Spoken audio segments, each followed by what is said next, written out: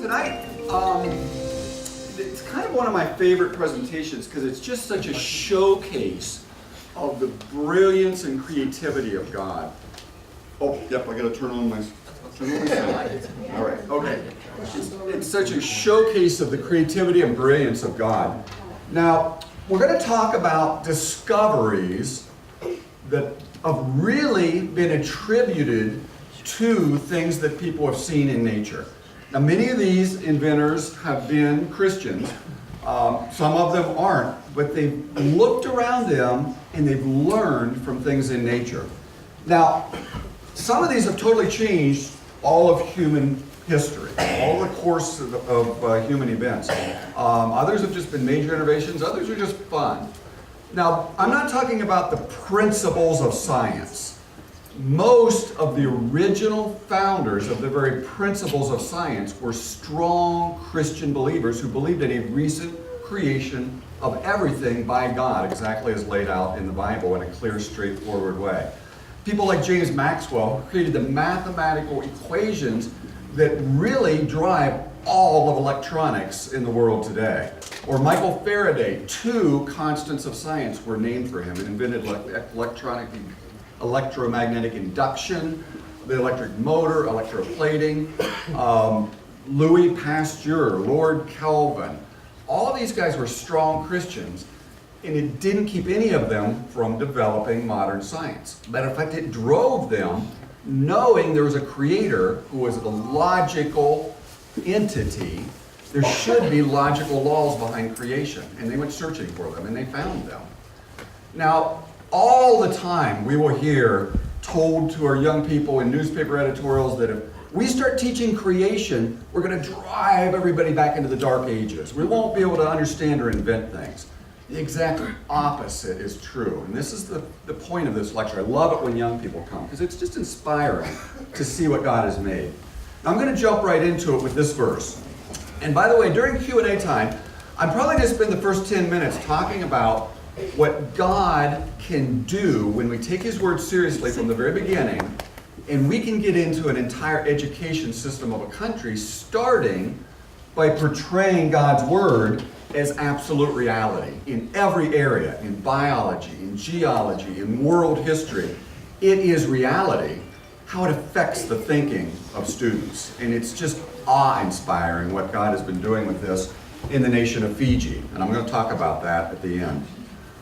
But I start my presentation with these students with this verse. It's the first command of God after He had created human beings. The only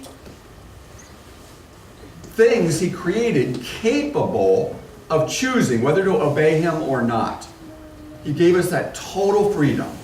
We can believe Him or not. We can obey Him or not. And then He gave us this very first command. He said, be fruitful, multiply, fill the earth. That's replenish is an old English word that really means fill the earth.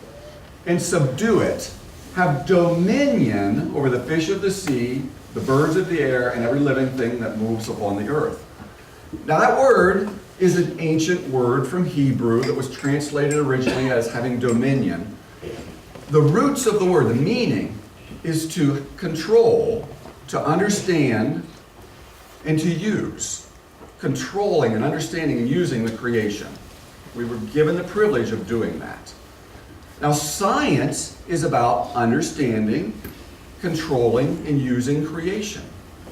God told us to do science, so there can't be a conflict between what science shows us and what God told us to do. Matter of fact, Jesus, when speaking to Nicodemus, this is John chapter 3, verse 12, right before John 3:16. He said, if you don't believe me when I tell you of worldly things, or earthly, visible, physical things, how will you believe me when I tell you of spiritual things or heavenly things?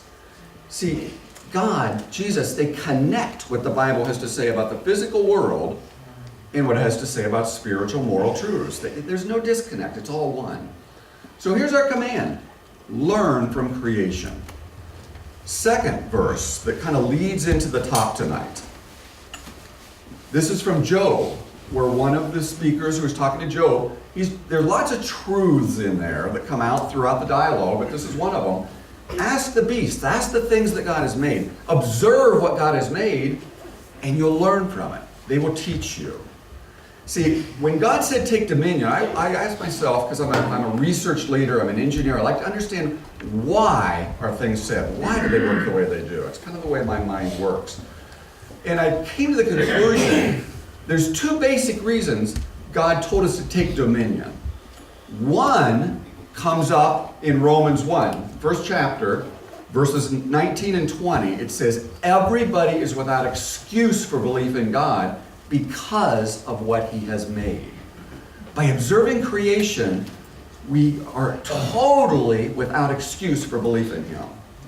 Now, if any form of evolution is true, if the Big Bang created the matter and energy, if life came alive by itself, if one form of life changed into another that changed into another, kids are told all this, there's no evidence for God by observing creation, because it can all be explained by these natural processes of evolution. But God says by looking at creation, we're without excuse. So they can't both be true. You get it? There's this huge disconnect between what the world is saying and what God has told us. And second, I think he told us to take dominion over creation because we're going to learn so much from it. We'll learn about his character, and we'll learn how to improve all of humanity's situation. Now, compared to God, we aren't even like a little 2-year-old preschool kindergarten child, and God is Einstein. That isn't even remotely close to the analogy. But what God did, because he calls us our children, and this is, I just love, you're going to see some little clips where this is just so apparent. It's like God made creation and he said, here's the sandbox, play in it, enjoy it, learn from it, build stuff. That's what God did for us, and there's so much there. Now, let's look at major technological developments. And I'm going to pick first flight. Now, in the early 1800s, about the middle 1800s, we invented 10 types of photography. By the 1870s and 80s, we had invented movies. And we started to take these really old black and white early movies of mankind's attempts to learn to fly. Now, I think people have been trying to fly since Adam and Eve. We're seeing the birds, and they are cool. And we're thinking, man, I wish I could do that. And I think people throughout time have been trying various attempts. Watch some of these early attempts at flight and think, what is going on in common with all these attempts?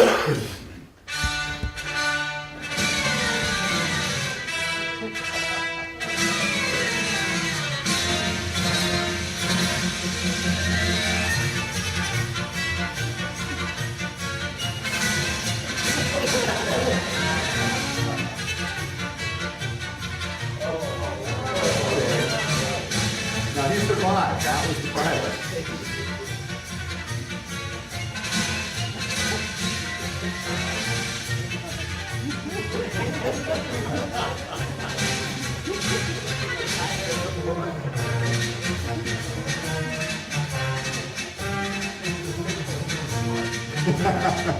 Yeah, it does.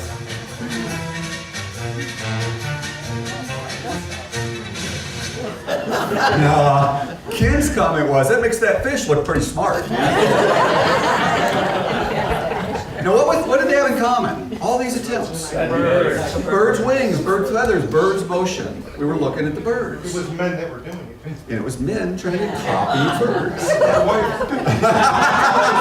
Oh, yeah. Men, not as in humanity. As in guys. Okay. It took mankind from the moment of creation biblically, which is in the range of 6,000 years ago, 5,800 years to learn to fly.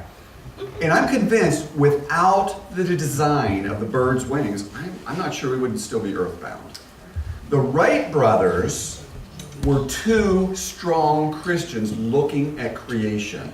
And they acknowledged in their writing the design and the shape of the bird's wings was what they used to figure it out. And what they realized was as air flows past this shape of a curved wing, As it flows across the top, it travels a longer path. There's a differential pressure, which causes lift, but you got to get the airplane moving fast enough.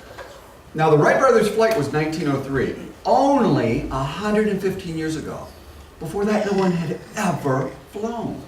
Just 115 years it's been since mankind learned to fly.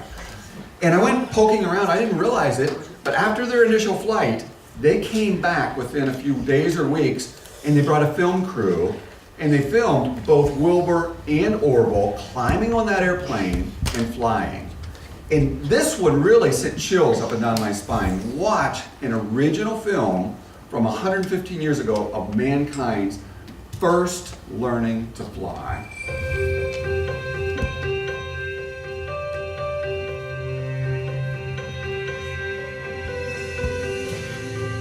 To get the plane moving fast enough, they lifted that big weight up.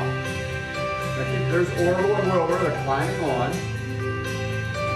Got the propeller turning, but it's the weight pulling down that gives them the speed needed to take off. And these are a bunch of newspaper reporters. You can almost see the amazement in their movements. But there goes the first airplane flying.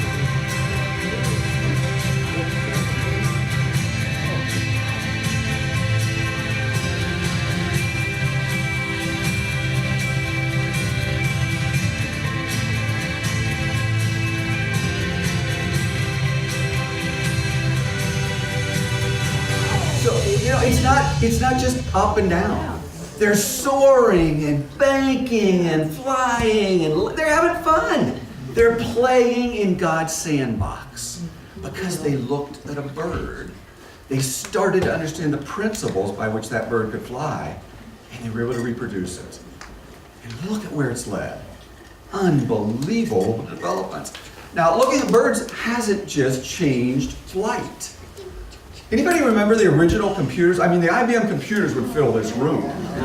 Filled with fans and ventilation and cooling systems. But even the original, like Commodore 64s, when you turned them on, I don't know if you remember, they were loud. Big fans inside them to keep them cold and cool down and keep the electronics from burning out. Well, listen to this computer. You can't hear a thing. Those computer designers thought, this is annoying. How can you move air without making a lot of sound? Guess where they looked? I was in the woods about, I don't know, probably 15 years ago, walking by in the late evening, and all of a sudden this enormous object, like probably 6 foot wide, came streaming right over my head, and I didn't hear a sound. It was just there, right over my head. And it was a barn owl, the stealth fighter of the avian world. They fly like in total silence. The computer designers thought, how does this bird fly so quietly? And they started looking at the design, the pitch, the angle, the shape of its feathers. And they redesigned computer fans based on a bird. God did it first. We followed the design. And then as airplane designers started looking at other designs for airplanes, they started looking at what is the most amazing bird in creation as far as flight goes, and it's called the swift. Aptly named, because no bird likes to fly like this bird. It lives to fly. Matter of fact, it doesn't stop to drink. It just swoops down, grabs water, and keeps flying. It doesn't stop to sleep. It shuts off half of its brain while it keeps flying, and then it shuts off the other half of the brain and keeps flying. And it never stops to roost and sleep. It's estimated that it flies 4 million miles in its lifetime. Like 20 times to the moon and back, or 100 times around the earth. Matter of fact, it makes babies while flying. It doesn't even stop for that. It mates while flying. And it's super maneuverable. On level flight, it's the fastest bird in existence. You're driving along at 70 miles an hour, and you're in a 30-mile-an-hour zone, and you're hoping the cops don't come by. This bird will just go by you like you're standing still at 104 miles an hour on level flights. So aircraft designers started looking around. Remember all the original airplanes, the wings are straight out. The Wright brothers plane, the World War I planes, the World War II planes, the wings are always straight out. they started thinking as planes got faster, how do we make them more maneuverable? How do we make them more efficient? Almost every modern airplane, the wings are swept back because it was swift. They started trying out those sort of designs. Last little thing about flight, the most dangerous maneuver is landing. Because to fly, you gotta get moving really fast, but as you're coming down, you kind of want to slow down and not hit the ground at 200 miles an hour. But as you slow down, you're in danger of losing the lift, that differential pressure, at which point the plane is just going to start fluttering and you're going to crash. Designers again looked at the birds. They looked at these big birds of prey, and all of them have these forward feathers on the front edge of their wings. Big, heavy birds that have to slow down as they come in for a landing. And all airplanes have been redesigned starting probably 80 years ago with front forward flaps. So you can prevent stalling and prevent crashes as you move at slow speeds coming onto an airport runway. That's why they're there, because they looked at the birds first. What we're talking about throughout this lecture is biomimicry. Bio meaning of biological origin, mimic is to copy, copying something that God made. Unfortunately, God is never given the credit in the academic world. It's always given credit to evolution. Now, for the last 5 minutes, I'm going to do a teaching to show you how that is absolutely impossible. Things could not, scientifically, logically, biologically, have slowly, step at a time, randomly modified themselves to turn into a more complex, useful structure. And I'm going to use a little red wagon to do that, but we'll come back to that. Now, major technological developments that have changed the course of history. The Osage orange. It's this big old, nasty tree that nobody would want in their yard. It grows these ugly looking fruits. Any ideas what major technological development might have come about from the Osage orange tree? Any guesses? Is it supposed to repellent for like rodents and things Yeah, like that? it could be. Lots and lots. I'm not even going to get into drugs and chemicals and stuff like that. No, that's not what it led to. A lot of people look at that and they say, golf balls, basketballs, soccer balls. No, I don't know, maybe I'm biased, but I don't consider sports a major technological development. I mean, those are all wrong. The invention was invented by a man named Michael Kelly in 1868. Sells 200 million pounds even today. Over 100 years ago it was invented. If you stretched it end to end, it would go 1 million miles, many, many, many, many times around and around the earth every year. Let me give you some history. In the 1700s, people lived mostly on the East Coast. Thomas Jefferson made the land purchase of the millennium. He doubled the size of the United States for 3 cents an acre with the Louisiana Purchase. And it drove a westward expansion of the United States. But to supply all of these people moving west, there had to be big supply cities. St. Louis was one of those. Chicago was one of those. Denver became one of those. And it drove the urban development of a lot of places in the United States. But now you have hundreds of thousands of people who have no way to feed themselves. And they need lots of food.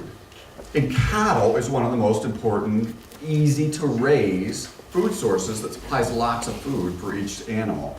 Except you have to contain them. Now on the East Coast, you had lots of wood, lots of fences, but all through the Great Plains there's no trees. So what are you going to do? Well, farmers would plant these hedges of these Osage orange trees in rows, and it might take 10 years to fence in a field, and then your cows were nicely contained because these particular trees had these nasty spikes. And just like you wouldn't like shoving through one of those, neither does a cow. And they'd stay contained. But it takes 10 years to fence in your field. Barbed wire. Michael Kelly looked at that and he said, well, why don't I just put those barbs on a piece of wire? Look at the resemblance. Barbed wire, what God made. His original company was called the Osage Orange Barbed Wire Company. He just copied what God made. In the book I was reading about the history of barbed wire, it made this quote, or this claim. It said it wasn't the gun that tamed the West. It was the feeding of the nation and allowing the farmers to efficiently make money by raising their herds and fencing them in economically that allowed the continued westward expansion of this country. Barbed wire is what really tamed the West. So that was kind of major. Now I'm going to pull out my mystery box for the next one. What good is a stupid stinking? Why does God make mosquitoes and wasps and all this nasty stuff? It doesn't even make honey, oh, for goodness sakes. Well, an inventor from France, Renard Anton Remar, in 1719, way back, before we had books made of paper. We kind of think of, well, books have always been made of paper. No, the 15, 16, 1700s, they were made of linen. They were made of old cloths or flax that was pulled apart the fibers and recast a page at a time and then sewn together to form books. So books were really expensive, really rare, and there was no reason to be literate because you didn't have access to books anyway. That was the 1600s in Europe and America. Well, he was out and gets stung by a wasp, looks up, finds this huge, enormous wasp nest, and instead of getting irritated, he noticed there are the enormous sheets of very thin, very fine paper. Better than we're able to make in any attempt we've ever made of anything other than cloth. And he thinks, if these insects can make paper, why can't I do it? Why can't I do what this insect is doing? So he spent years trying to figure out how do they do that. Now the Japanese, the Chinese, they were doing it 1,000 years earlier, but never in a mass production way, just a very inefficient cast way. He figured it out. He figured out a process for mass producing paper. Now I want you to imagine the world without paper. I mean, just newspapers. Well, maybe that's not a good example. Nobody reads newspapers anymore. How about mail? How are you going to get your junk mail if there's no paper? Well, that's not good either. Here we go. Betty Crocker Delightful Supreme Triple Chunk Chocolate Brownies. No boxes. You have to buy them in jars. That's kind of a pain. And then your pockets. Here's Fiji money. Kind of colorful. Your money, your pockets are going to be full of coins. We got no paper, you can't make money. It's got to be coins. This is the world without paper. And then, you know, there's no fun stuff like paper airplanes and dangerous things. How are you going to know that at Qdoba they've got guacamole, shrimp, burritos for only 69 cents? No paper. You know, you don't have the manuals, you don't have the books, there's no reason for education, there's no fast, rapid development of entire educated cultures without paper first. How are you going to wipe up your spills? Oh yeah, and then, you know, here we go. What are you going to use? Have to be collecting the leaves in the backyard? And forget Amazon.com because we don't have any cardboard boxes. Back to barrels. The whole world is driven by paper in so many ways. All of this stuff came about because a man looked at what God had made first and figured out how to do it. It's there for our benefit and our blessing and our learning. How about this? A little beetle, kind of an ugly beetle, called a timber beetle. Why is he called that? Well, there was a man named Joseph Buford Cox sat down for lunch one day with his lunch bucket on a stump, and he noticed this beetle just chewing away at the stump, a little larva of this beetle. And it had these two little curved, like Arabian curved knives in front of its mandible, and it was just kind of chipping away at the wood. Now he'd spent all morning sawing back and forth because he was a lumberjack on the tree with a crosscut saw. Because even in 1946, the saw blades were just pointed little teeth like saw blades. They made their blades just like saw blades on the chainsaws. But men could, they were faster with a crosscut saw than with an electric saw or a gas-powered chainsaw because the teeth were just little points. Well, he noticed these little insects had these curved kind of knives that scraped back and forth to cut through the wood fibers. And you guessed it, he went on to invent the first modern chainsaw blade, the Oregon Chainsaw Company. And if you look at any chainsaw blade, it's got this curved surface with an opposing curved surface. that slices its way through the wood. 10 times more efficient than any blade before it. And every blade is made the same way ever since. Revolutionized the lumber industry. You know, creating an entire world with rapidly, cheaply cut down wood. Last major development. What are the smallest bones in the human body? Yes, you guys are so well educated. Our ears. It's the anvil, the hammer, and the stirrup, because they kind of look like that. Now, what did that lead to? What did those bones teach us? Well, you're going to know as soon as I give you this quote of the inventor. This is a quote by Alexander Graham Bell. He invented the telephone purely, 100%, because he looked at the bones in a human ear. That's how he invented the telephone. This is why. He said, it occurred to me that if a membrane as thin as tissue paper, that's our eardrum, could control the vibration of bones immense in size and weight compared to it, you see our little eardrum pushes against those bones. The bones amplify the vibration. It can be the diameter of an atom is all the eardrum has to move. The bones amplify that. They move fluid that moves little hairs inside these fluid coiled things inside of our ear that sends a signal to the brain that interprets it as sound. But it's the bones that amplify the sound that this little tissue thin membrane moves. Okay, that's what he's observing. So he thinks, wow, maybe I could put a thicker membrane and it would vibrate a piece of iron in front of an electromagnet.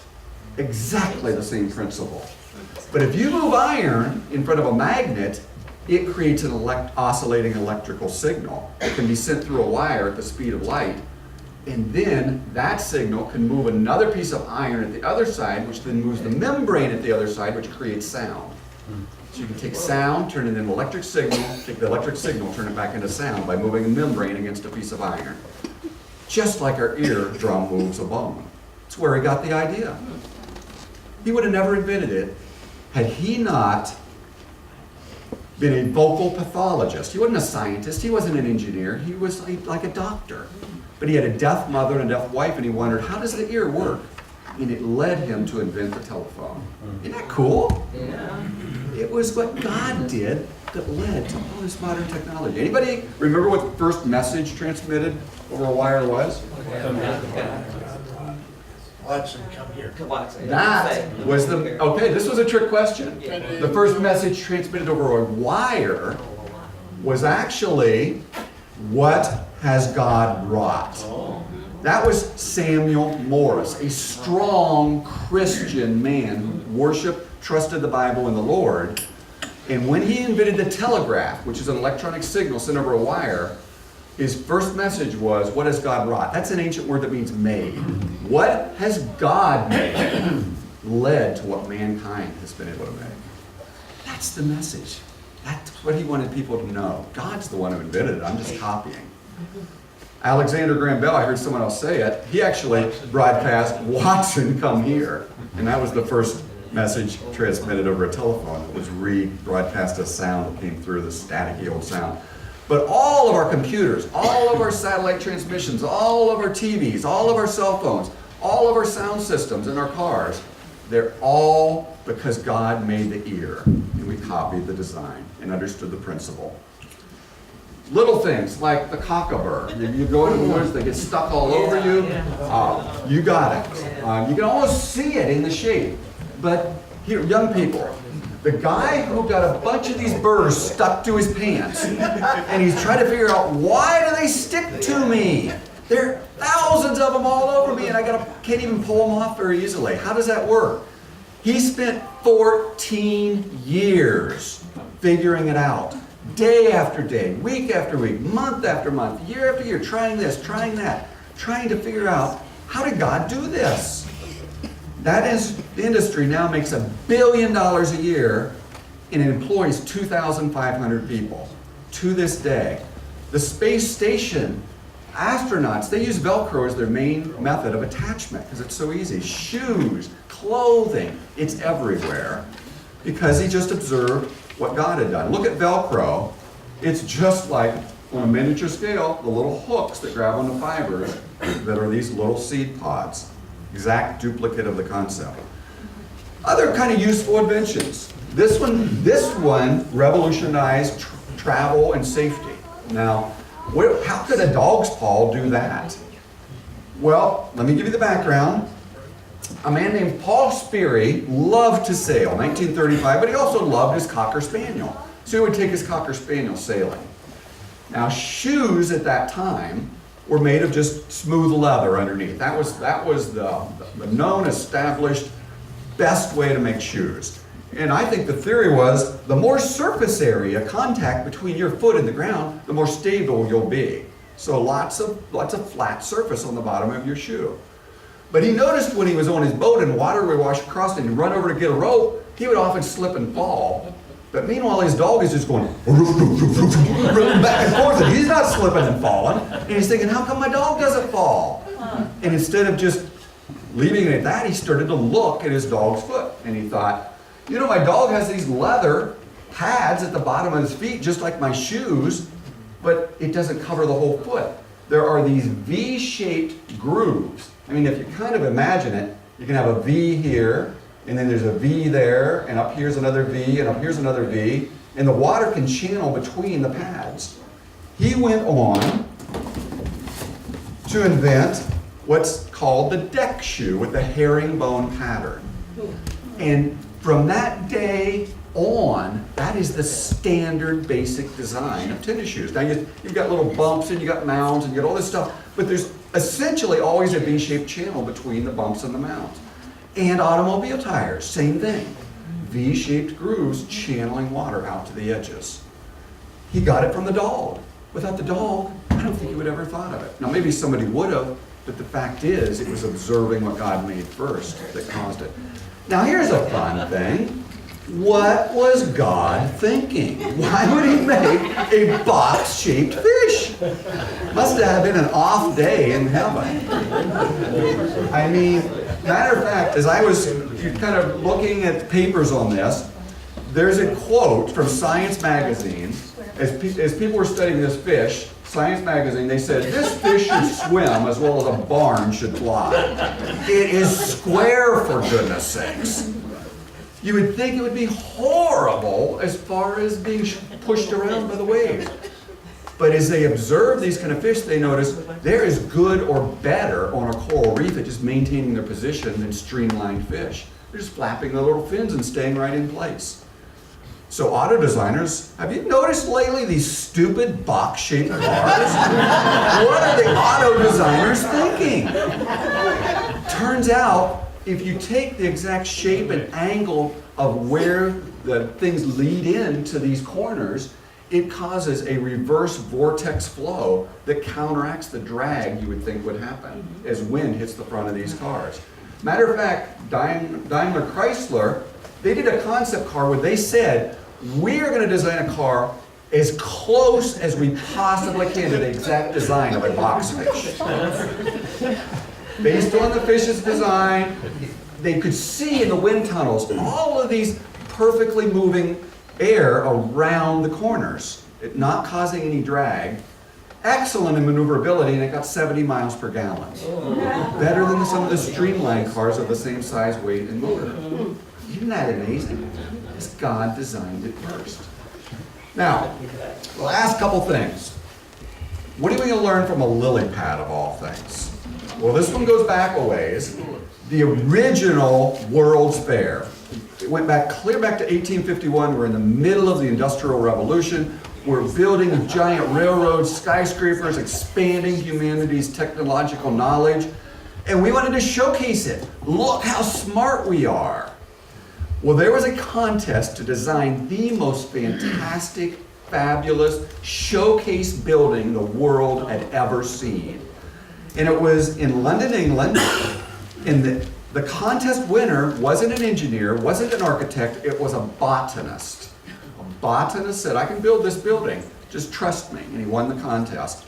It was called the Crystal Palace, made from 200,000 sheets of glass. Now, glass is heavy, okay? 10 stories tall, covered 18 acres of ground. This is what it looked like.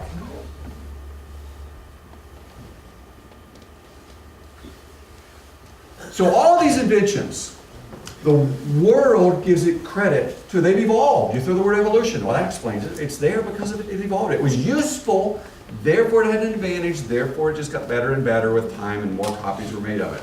And mutations is the only thing evolution has to work with. In natural selection, this is the way students are taught to think. If any organism makes copies, those copies are guaranteed to have changes. That's a scientific fact that we now know. They're called mutations, they're permanent changes to the book, the genetic code of an organism. And if some of those happen to have a useful function, that creature will have an advantage. And students are shown examples of this, and there are a few. So they're just, will logically, if that's all they hear, come to the conclusion, if this happens millions of times over millions of years, animals will change. They'll change into a more efficient animal. And they'll become convinced evolution's true. Now, more often you hear adaptation. Things adapt to new environments. They adapt to different circumstances. They adapt to a new place. And therefore they thrive and take over that environment. Went to SeaWorld a few years ago, and every single script of every single show, the penguin show, the dolphin show, the whale show, they all talked about how these animals develop their abilities because they've adapted from some previous animal. Well, first of all, there's this huge issue. You take a pigeon and you stick it in Antarctica, it ain't going to adapt. It's going to die every time. You take some sort of a four-legged creature and you throw it in the ocean, it ain't going to adapt. It's going to die. It's not going to turn into a dolphin. Unless the programming is already there on the DNA and the variability to give it the abilities it needs. It's already got to be there. And yet we're told natural selection explains it all. It's why Charles Darwin's considered the greatest scientist of the 1800s, because he proposed little changes, lots of time, can transform one form of life into another. And he convinced the world of it throughout his lifetime. Now, is it true or not? See, as Christians, we can't just say, I don't believe in evolution and send our kids off to school. They're going to see all sorts of authoritative, convincing examples of how things change and they adapt to environments. Bacteria can grab DNA fragments from other bacteria and modify themselves. They do these things, but they're designed by their programming to do it. And that viewpoint is not even mentioned. Where did that design come from? But let's look at natural selection. What can it do? And I do it this way. When I was growing up, how many of you, like me, had a wagon? You would ride around in your wagon, okay? Raise your hand if you had a wagon. We all had a wagon. Loved our wagon. Well, most of us grew out of it. You know, we ended up with bicycles and then eventually like some of us motorcycles and cars and all that kind of stuff. But I was a dreamer and I didn't just want, you know, a motorcycle or a car, and I didn't even want a bigger wagon. What I really wanted, because I grew up in the 1960s, I wanted to move around in the Starship Enterprise. That's what I wanted. Now the difference between this wagon and a space vehicle is like the difference between a bacteria and a human body. Enormous amounts of information have to be added if you're ever going to turn that form of transportation into that form of transportation. You've got to add skin and muscles, nerves, brains, heart, liver, you know, circulatory system, bones, leg, all this stuff. It's all driven by information. How are you going to add the information? Evolution says, well, if you have a bacteria and it has a little change and it's useful, you just change the code randomly. You can slowly, it might change into something, a multicellular, more complex organism. Well, let's look at it based on the wagon. The wagon comes off the assembly line, and now you've got to make the next wagon. If it's a bacteria, it uses the DNA code to recreate the factory to make the next bacteria. That's how life works. So under our wagon, we have a book. Let's pretend this book is the DNA code. We now know, based on modern science and genetics, every time anything makes a copy of itself, there are guaranteed to be small changes that are permanent changes to the arrangement of the letters in the book. The DNA code is a language. It is a code. It is written by an intelligence. So let's say maybe one change every 100 pages. I'm going to mark out a word on that page, and then I'll turn over 100 pages. and I'll move one letter to a different spot, turn over 100 pages, I'll change an A to an E, turn over 100 pages, make another little change. So if it's 1,000 pages long, I've made 10 changes. Anybody ever read a book and there's been a misspelled word in the book? Yeah. Have you been able to understand the book? Yeah. So the second wagon has 10 changes. The wagon will be fine. Rebuild the factory, make the wagon.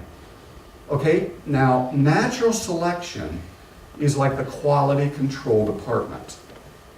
Natural selection looks at an organism, well, it doesn't look, it's a process by which really bad negative information can be eliminated. God built it into creation so a whole bunch of bad creatures don't take over the population. So natural selection says it's the right size, it's the right shape. The animal, how well does it survive in the wild? The wagon, how well does it sell in the market? But natural selection can't see the DNA code. It can't go back and change those 10 changes. It can't see or do anything except, does it survive? Like the quality control department can't see the assembly directions, it can just see the wagon. Does it sell well? But now 2 wagons later, there are 20 changes.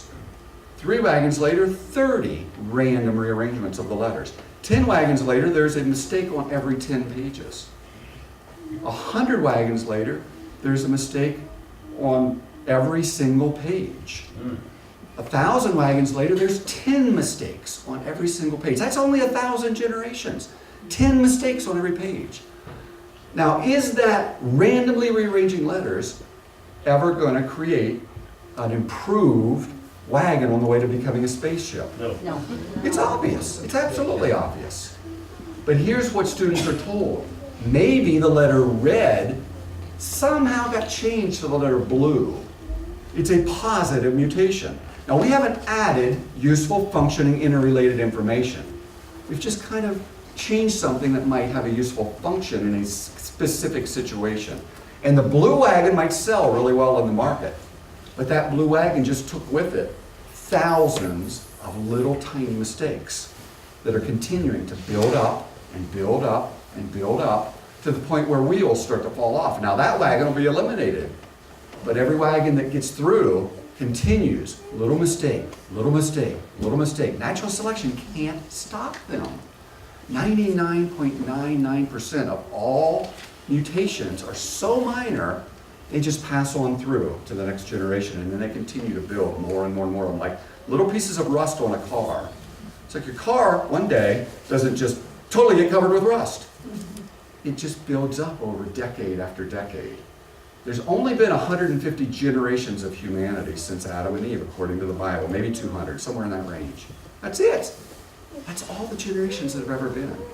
And yet there are 5,000 genetic mistakes on our DNA that cause allergies, malfunctions, all sorts of paranoia and mental problems, diseases, diabetes, all traced back to mistakes on the DNA. Our parents had less than we had. Their parents had less than they had. So as you go back in time, there are less and less and less and less mistakes. It's why Adam and Eve and the original patriarchs lived for hundreds and hundreds of years, way less mistakes. And it's why longevities continue to drop off throughout time. Without modern medicine, the average life in ancient native cultures around the world is probably in the 30, 40-year range. And then they're just dying of all sorts of issues and problems. We literally also mutate to death. That's why we die. If our cells made perfect reproductions, we would live enormously long lives. But every time our skin divides, more mistakes are added. More mistakes are added. In our muscles, more mistakes. In our hair, more mistakes. In our organs, more mistakes as the cells are dividing. And by the time we're in our 80s and 90s, we're more mutant than we are as we were born. And look what happens to our bodies. And by the way, death is here not because it's been around for millions of years. Those rock layers are there because of the flood that laid down all those animals that turned them into fossils, not because of huge periods of time. It's here because if we didn't die and we didn't age, we would literally live forever, but we would be forever separated from God. Amen. It's actually an act of mercy on his part, and then he came and took death on himself. See, Christians don't even get it. Death isn't this mean, spirited, revengeful God that's punishing us. Yes, he's just, but it's also his loving way of bringing us back into fellowship with him. It is utter foolishness to not acknowledge God behind creation. This is that verse in Romans. What may be known about God is manifest or obvious to everybody. In context, that's every human being that's ever lived. Nobody has an excuse for not believing and obeying God, because he's shown it to them. The invisible things of God are clearly seen from the creation of the very world, even his power in his nature or Godhead. So we are without excuse.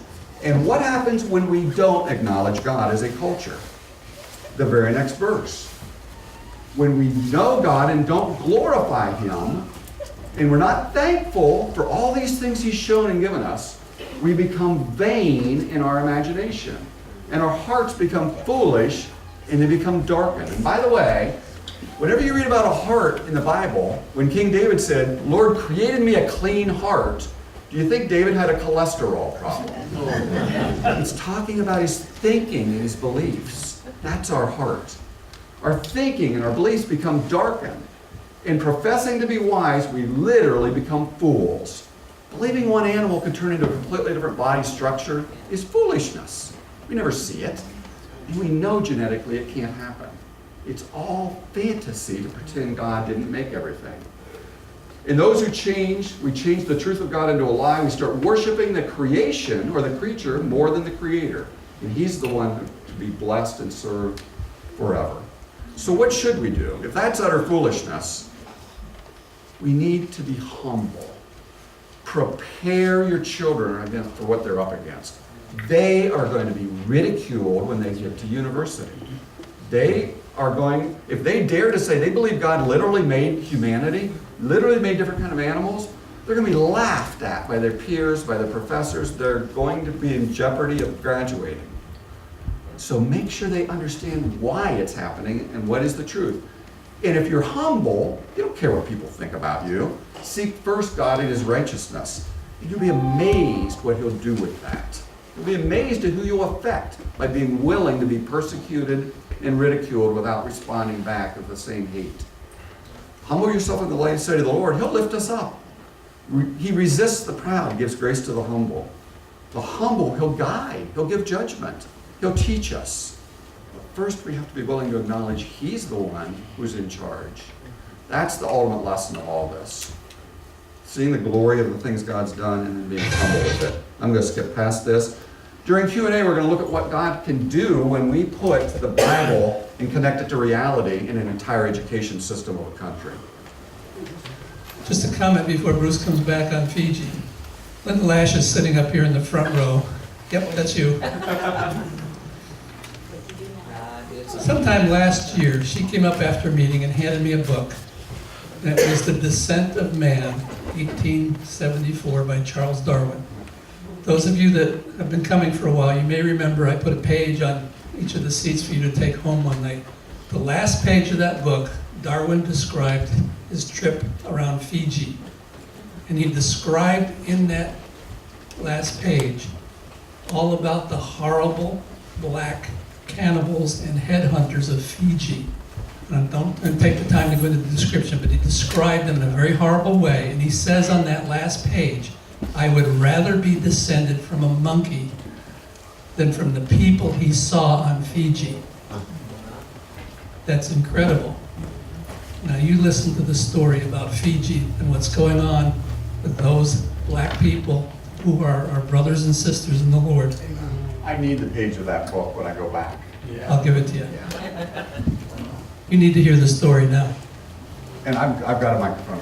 Okay, a little bit of background, and that was the perfect lead-in. In the 1800s, Fiji was considered, at the time of Darwin, the evilest, most horrendously terrible, sinful nation in the entire earth. It was called the cannibal capital of the world, those set of islands.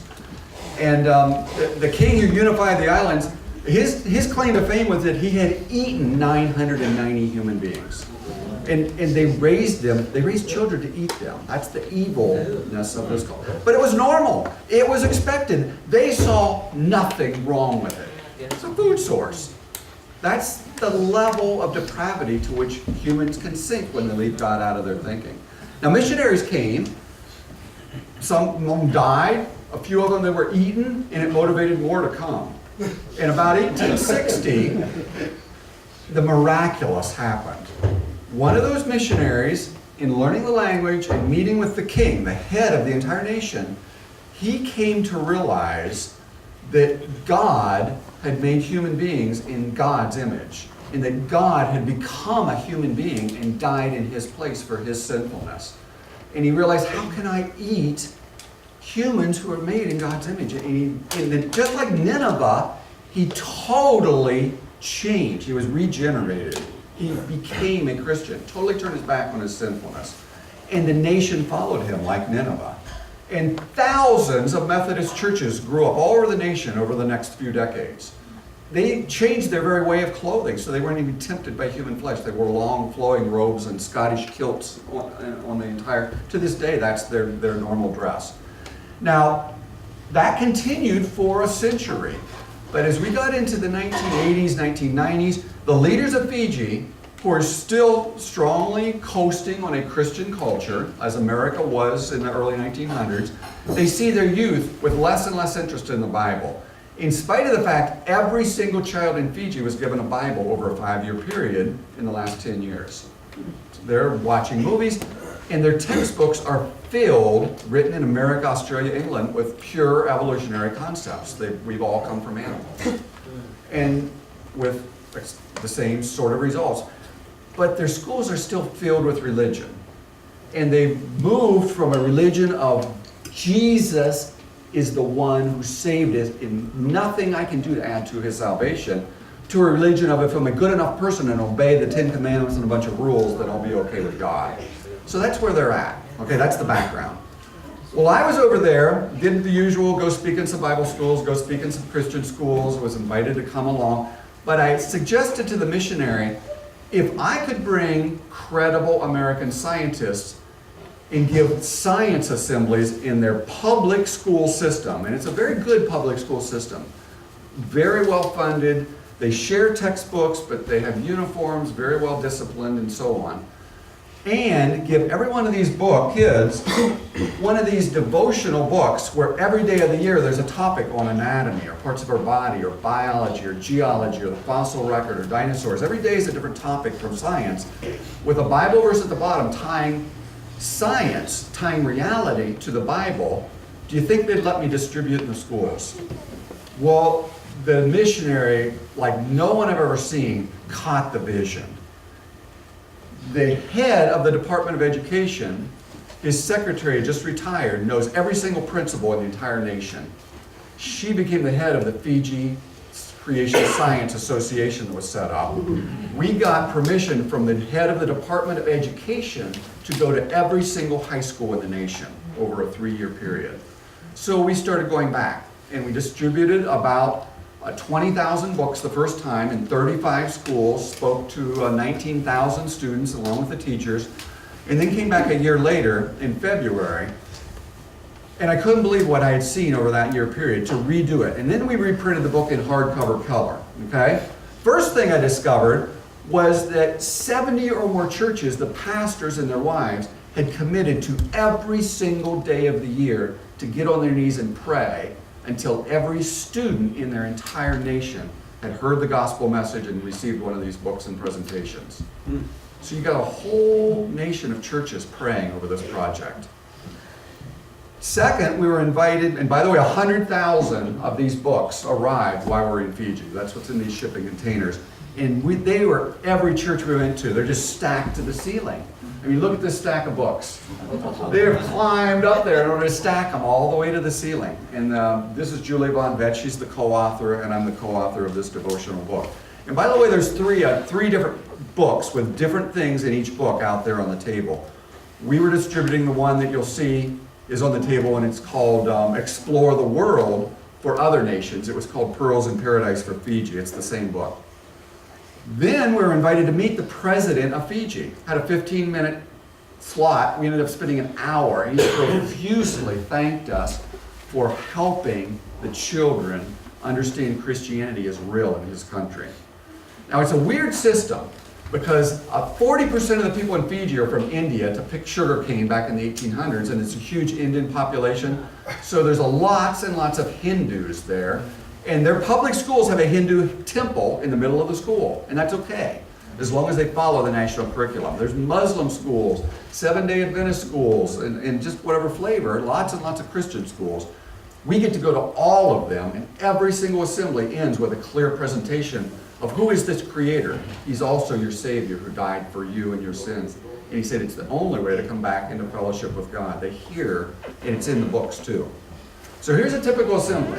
1,000 students listening to how science confirms what the Bible has to say, and how what they're seeing in the textbooks is simply a misinterpretation of the evidence with the idea of trying to explain everything without God. And they've never connected or realized that. So they're sitting in the hot sun, they're just wrapped, look at their attention. They are fascinated by what they're hearing. We're talking about geology and biology and the complexity of life and putting it in terms that they can understand. So the second time back, we had 4 speakers. We spoke to 19,000 students this time. I usually kick off with talking about life's complexity and how it couldn't make itself, and the laws of science show matter and energy can't make itself, and so on. Next, Dr. Carl Baugh would come, and he would talk basically about dinosaurs. Julie Von Vett would follow up, talk about how fossils are formed and how the flood explains the geology of the world. And then Jared Bergman would wrap up. He's probably one of the most academically credentialed, prolific writers and scientists in the country that writes on creation issues. He's published 40 books, 500 technical papers, and has worked for almost all the creation organizations. So that's the quality of the people we brought. That's my wife Robin, keeping us 4 people. We had an hour with 4 speakers, so you can imagine. She'd hold up the sign. Then afterwards, we're giving away these books to the students, and they're lining up. It's the only book, other than the Bible, they own. And what it does is connect the Bible to reality. So all of a sudden, the Bible's real. It's talking about real stuff. It's talking about real science. It's talking about the real world. All of a sudden, the Bible's real. It means what it says. Think of the impact. And then you're just signing and signing and signing these books. Now, we came back a year later, after we distributed books, and went to some of the same high schools. Listen to what the principal said happened in his school in the 11 months since we were first there to distribute these books. This is the vice principal of the Dudley High School, of 1,050 kids. A year ago, this was brought into our school. Our students fell in love with this book. We went from 43% to 96% in passing English. The score of science from 46% to also 90-something, 92% this last year. We have been trying to analyze what's the reason behind the great achievement. Was it the teaching? We have been having the same lots of teachers, but we found out that a lot of students are still carrying these books. We achieved a great milestone. Students are so in love with this book, and it's creating change in our school. So I never would have dreamed this could happen. You understand what he's saying? End of the year testing, they test geography, they test English comprehension, they test science knowledge, and all this stuff. This school was in the mid-40s. And for the first time in their history, the whole school's English comprehension shot up into the 90s. And their science scores shot up into the 90s. And they had no idea what happened. And then one of the teachers said, I see these students everywhere reading this book over and over and over again. Because it's just fun, short, interesting stuff about what God has made. And they own the book. And all of a sudden, their English interest and comprehension is shooting up. And they're no longer afraid of science. Before, science was telling them, you came from monkeys. God doesn't even exist. And they deep down don't want to believe that. So they didn't even want anything to do with science. And all of a sudden, science is united with the Bible. And they're interested in it. I mean, isn't that cool? A whole nation of students. Their thinking is being changed. So it's a nation filled with religion, a religion of works, but no personal relationship. And they're hearing about what Christ has done for them in all these assemblies, connecting it to reality. Here is a comment by the principal. These are just the rapt attention of these kids as they're listening. They are fascinated by seeing the Bible connected to science. The climax Here's came the climax. yesterday Principals talking when to the students we spoke here. at a school, a provincial school. After speaking, after the invitation, the principal stood and he said, we were in cannibalism and the missionaries came and gave us the Christian message. We believed it. But recently in our schools, we've been taught evolution. And since it was science, we believed it. Thus, there was no God. He said, we've heard from the horse's mouth scientific evidence that there is the creation of the universe and there is the God of creation. And then they gave us again the gospel message, and Jesus Christ is now our Savior.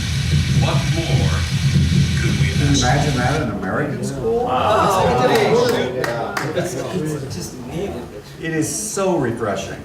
And look at the kids praying. I mean, you can feel an atmosphere of desire and repentance as these kids are praying for Jesus to be their Savior in these schools. And they're learning it's not their works. Salvation's a gift of God, and He will give it to us if we ask. And then the schools are opening up to the missionaries to come in and do discipleship programs in those schools. And we've preached in churches where students from the schools are coming to the churches because of what happened in their schools. So by the time we're done, the students and their parents and their friends who will have read the book these students are given, at least 50%, 1 out of every 2 people in the entire nation will have all read the same book that ties reality and science to what God's Word has to say. Can you imagine the impact? And it's been a total financial miracle that we've been able to print 250,000 books. And next year we're going back to Fiji for 2 trips, probably 5 weeks. We're going to the Philippines to do the same thing, 2 trips for 5 weeks. We're going to the Vanuatu where the entire nation will let us in their public school system again, little island country. And we're going to see what God does with this in other countries. But that's what this message can do. God is moving and He's working. And when we trust and make His Word credible, it has an impact. And we're starting just connect reality to the Bible. And that's what these resources do. That's what these meetings do. And I thank you for being part of it. So, questions?